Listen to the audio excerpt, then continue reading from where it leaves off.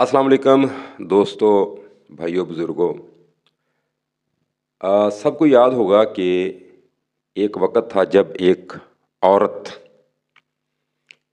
جو کہ 7 پردوں میں پوشیدہ تھی اور اس نے ایک سیاسی لیڈر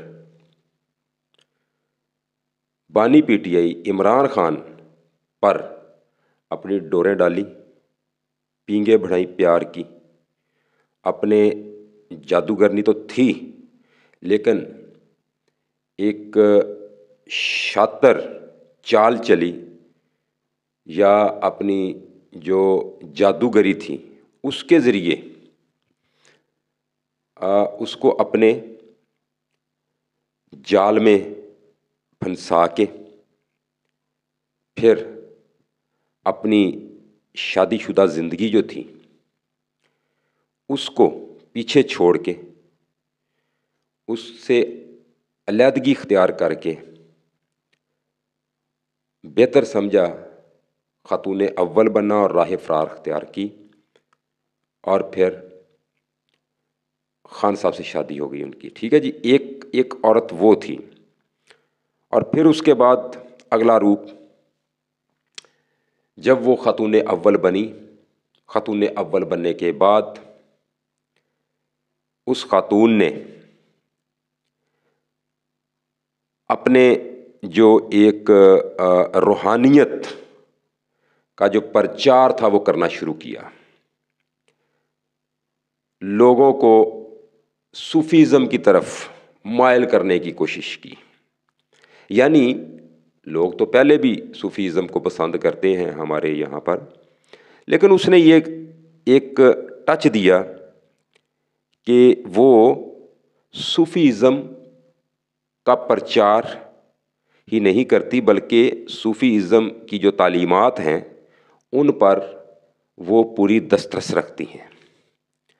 اور اس طرح سے آپ کو یاد ہوگا جو یہ 190 ملین پاؤنڈ کا جو کیس ہے، جو القادر ٹرسٹ یونیورسٹی، وہ بھی اسی کے لیے بنائی گئی تھی نا کہ صوفیزم سے متعلق وہاں پر تحقیقات ہوں گی اور یہ ہوگا وہ ہوگا۔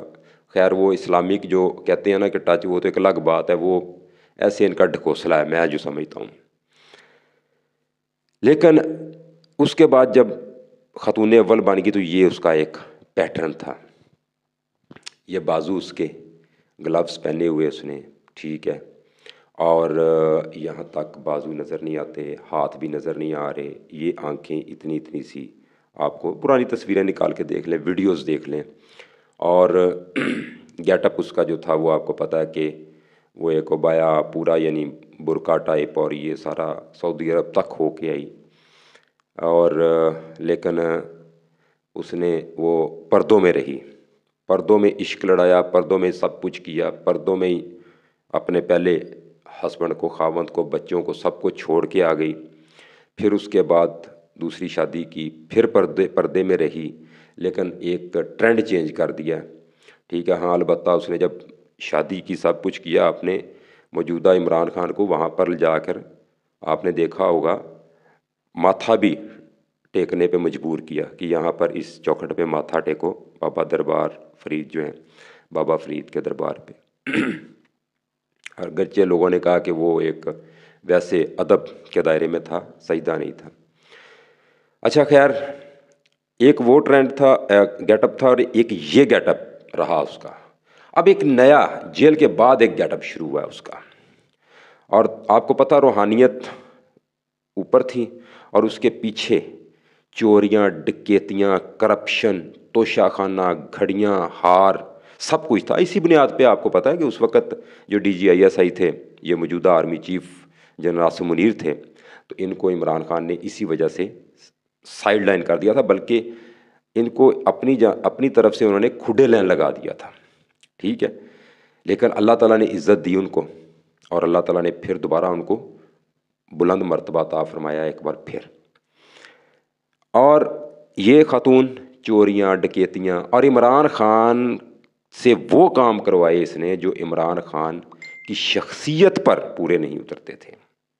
میں عمران خان کا کوئی مخالف نہیں ہوں، لیکن میں عمران خان کا مخالف تو نہیں ہوں، لیکن میں ناپسند اس وجہ سے کرنے لگ گیا اس کو کہ ایک تو جو اس نے ماتھا ٹیکا، سب سے پہلے میں نے اس کو غلط سمجھا. میں نے کہا اب یہ پٹری سے اتر گیا ہے بندہ، اب یہ پٹری پہ دوبارہ نہیں آئے گا، کیونکہ جس خاتون کے ہتھے چڑھ گیا ہے نا اب یہ اس کو واپس نہیں آنے دے گی. اور واقعی وہی ہوا. دیکھ لیں، بیڑا غرق کر کے رکھ دیا ہر چیز کا. اس نے پوری جماعت کو کھڑے لین لگا دیا، تہس نہس کر دیا. اور اب اس نے جناب پھر آتے ہی اسٹیٹمنٹ جو دی سعودیہ سے متعلق، جو کہتے ہیں کہ نہیں سعودیہ سے متعلق نہیں تھی وہ. اس کے بعد دیکھ لیں اب جناب احتجاج، فائنل کال جو عمران خان نے دی، اس کے لیے یہ خاتون باہر نکلی. پہلے علی امین گنڈا پور کے ساتھ اس کی جو ہے وہ تو میں تلخ کلامیاں ہوئیں آپس میں، کچھ تو کہتے ہیں دستوں کے بار بھی ہوئے، دھکے بھی دیے اس نے. لیکن جو کچھ بھی ہوا اور اس نے کہا کہ میں قیادت کروں گی. علی امین گنڈا پور اب آگے قافلہ لے کے جا رہے ہیں اور یہ پیچھے پیچھے آ رہی ہے. اور ان کا گیٹ اپ دیکھا ہے آپ لوگوں نے؟ بتائیں مجھے، آپ سب لوگوں نے دیکھا ہی ہوگا نا اس کا گیٹ اپ کیسا ہے. اب یہ برقع اتر گیا ہے، یہ بازو سارے ننگے نظر آ رہے ہیں، ہاتھ کنگن ٹھیک ہے اور اوپن، اور وہ چرسی بھنگی پاؤڈری اور آپ کہہ لو کہ پٹھان طبقہ جتنا بھی سب کے جھرمٹ میں ٹھیک ہے قافلہ لے کے آ رہی ہے اسلام آباد پر، وفاق پر چڑھائی کرنے کے لیے. واہ، کمال نہیں ہو گیا؟ میں حیران ہوں گورنمنٹ پہ، حکومت پہ، کہ حکومت ان کو برداشت کیسے کر رہی ہے. ایک عام سا بندہ بھی، میں ایک دو بندوں سے میں نے پوچھا تو انہوں نے کہا یار برداشت کیسے ہو رہا ہے، اتنا نقصان ہو رہا ہے. 190 ارب روپے کا نقصان ہو رہا ہے روس کا. یہ وزیر، اگر میں غلط نہیں، وزیر خزانہ بتا رہے تھے، روس کا 200 ارب روپے کا نقصان ہو رہا ہے پاکستان کا اس دھرنے کی وجہ سے، بلکہ زیادہ ہو گیا ہوگا اب تو احتجاج کی وجہ سے. تو اب حکومت نے کہا ہے کہ بھی ہمارے ہاتھ کھڑے ہیں، کوئی مذاکرات نہیں، کوئی کچھ نہیں ہوگا ان کے ساتھ سخت ہاتھوں سے نپٹا جائے گا. اور وزیر داخلہ نے یہ بھی کہا ہے کہ ایک عورت جو ہے وہ فسادات کی، سارے فسادات کی جڑ ہے. وزیر داخلہ محسن نقوی نے کہا ہے، اور یہی بات ہے. یہ خون جو رینجرز کے جوان شہید ہوئے، جو پولیس اہلکار، یہ 2 دنوں میں جو بھی جانی مالی نقصان ہوا، اس کی ذمہ دار یہ خاتون ہے. اس کو کیوں اتنی رعایت دے رہی ہے ریاست؟ پکڑے اس کو، پکڑ کے الٹا لٹکائے اس کو. پھر اس کے بعد جو وہ جیل میں بیٹھا ہوا ہے، وہ کس طرح سے سیاست کر رہا ہے جیل میں بیٹھ کے؟ وہ ایک مجرم ہے یا ملزم ہے، جو بھی ہے، اس کو حق نہیں ہونا چاہیے سیاست کرنے کا وہاں پر. کیا مجھے بتائیں، میاں نواز شریف 3 بار کا وزیر اعظم تھا، وہ جب جیل میں تھا کوئی اس طرح کے اجلاس ہوتے تھے وہاں پہ؟ میں یہ کوئی کمپیریزن نہیں کر رہا، میں ہوتے تھے نہیں ہوتے تھے نا.